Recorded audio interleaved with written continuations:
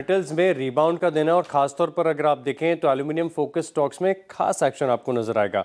अब दरअसल एल्यूमिनियम की कीमतें अपने हाई से देखें तो तकरीबन 7% तक करेक्ट हो चुके हैं। $3030 प्रति टन के आसपास एल्यूमी में भाव चल रहा है, लेकिन करेक्शन आपको सभी मेटल्स में नजर आ रहा है। अब कोटक की रिपोर्ट भरोसा दे रही है कि प्राइजेस में करेक्शन तो जरूर देखने को मिला, लेकिन स्थिति बेहतर है। एंड कंपैरेटिवली FY25 जो कि पूरे साल का औसत देखें तो वहां से आपको एल्यूमिनियम तकरीबन 20% ऊंचा ही नजर आएगा। इनफैक्ट ये कह रहे हैं कि मान लीजिए कि जो मौजूदा स्तर है $3030 के आसपास के, वहां से एल्यूमिनियम अगर करेक्ट भी हो जाता है तो भी अर्निंग्स रेजिलियंट यहां पर आपको देखने को मिलेगी। हालांकि जो एल्यूमिनियम की कीमतों में गिरावट है, इसके पीछे कई सारे कारण हैं। सबसे पहला कारण यह है कि जो रेट कट्स हैं, अब इनकी जो रफ्तार है, पेस है, वो धीमी हो चुकी है। मैं यूएस की बात कर रहा हूं।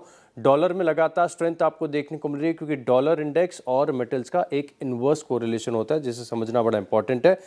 बुलियन में करेक्शन है, सोना है, चांदी है, कॉपर है, अपने हाई से टूट चुके हैं, तो इसका एक इम्पैक्ट बाकी के मेटल्स पर भी देखने को मिलता है। लेकिन स्थिति अंडर कंट्रोल है अर्निंग्स के पर्सपेक्टिव से भी, और एल्यूमिनियम के जो ग्रोथ के ट्रिगर्स है, फंडामेंटल्स है, बिल्कुल पूरी तरीके से इंटैक्ट नजर आ रहे हैं।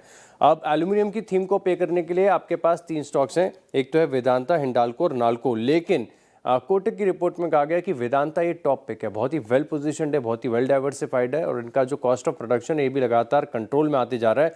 तो हिंडाल्को और नाल्को यहाँ पर तो बिकवाली की राय है। हालांकि टारगेट प्राइस आप देखें तो बड़े इंटरेस्टिंग है। हिंडाल्को में 850 का है, नाल्को में तकरीबन 350 का है। लेकिन वेदांता ये टॉप पिक है इनकी रिपोर्ट में, और खरीदारी की राय दी गई है 890 के टारगेट के लिए।